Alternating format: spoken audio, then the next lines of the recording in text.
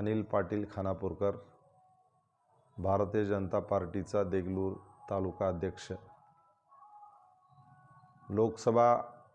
निवडणुकीच्या संदर्भामध्ये काही गोष्टीचा उल्लेख व चर्चा करण्यासाठी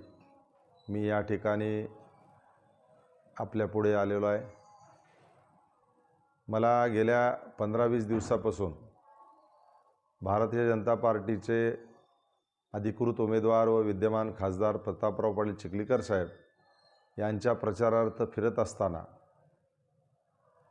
अनेक जाती धर्मातील, अनेक पंथातील सर्व लोकांशी संपर्क झाल्यानंतर एक गोष्ट आवर्जून या ठिकाणी सांगावीशी वाटते की सर्वसामान्य जनतेचा ह्या ठिकाणी ह्या देशाचे आदरणीय पंतप्रधान नरेंद्रजी मोदी यांच्यावर अतूट विश्वास ह्या ठिकाणी सर्वसामान्य जनतेचा, गोरगरिबांचा, शेतकऱ्यांचा, सामान्य मजुरांचा त्यांच्यावर दिसतोय आणि त्यांचा प्रभाव ग्रामीण भागात सुद्धा अतिशय मोठ्या प्रमाणामध्ये व शहरी भागात सुद्धा अतिशय चांगल्या प्रमाणामध्ये दिसतोय। मग हे करत असताना प्रचाराच्या दरम्यान काही ठिकाणी मराठा आंदोलनासंदर्भामध्ये अतिशय मराठा समाजाच्या आमच्या तरुण कार्यकर्त्याबरोबर व इतर लोकांबरोबर अतिशय विस्तृत अशी पॉझिटिव्ह चर्चा त्या ठिकाणी झाली आणि अनेक तरुणांनी त्या ठिकाणी हे मान्य केलं की बाबा भारतीय जनता पार्टी जर सत्तेत आली तर निश्चितपणानं आमचा ह्या ठिकाणी प्रश्न सुटू शकतो। पण विरोधक मराठा आंदोलनाच्या पाठीमागे त्याचा वापर करून विरोधक पोळी भाजून घेण्याचा प्रयत्न करायचा अशा पद्धतीची एक जाणीव त्या ठिकाणी त्या कार्यकर्त्यांना झालेली आहे। म्हणून ह्या राजकारणामध्ये न पडता ज्या त्या क्षेत्रातील कार्यकर्त्यांनी त्या ठिकाणी अतिशय विचारपूर्वक जे विद्यमान खासदार आहेत प्रतापराव पाटील चिखलीकर साहेब ह्यांनी अनेक वेळा मराठा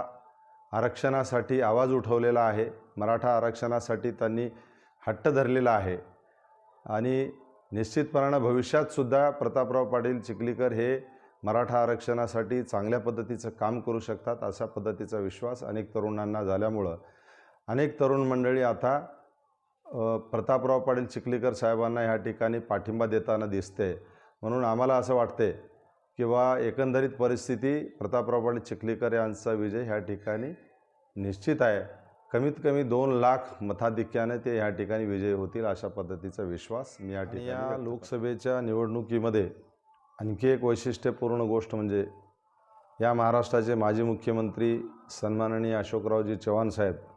हे भारतीय जनता पक्षामध्ये प्रवेश केल्यानंतर या भारताचे पंतप्रधान नरेंद्रजी मोदी आणि अमित शहांनी त्यांना राज्यसभेवर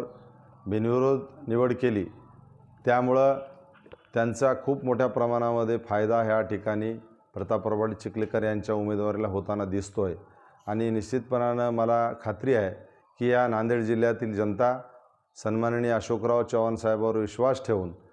या ठिकाणी प्रतापराव पाटील चिखलीकर साहेबांचं मताधिक्य वाढवण्यासाठी काम करेल, ह्याच्यामध्ये कुठलंही माझं दुमत नाही आहे।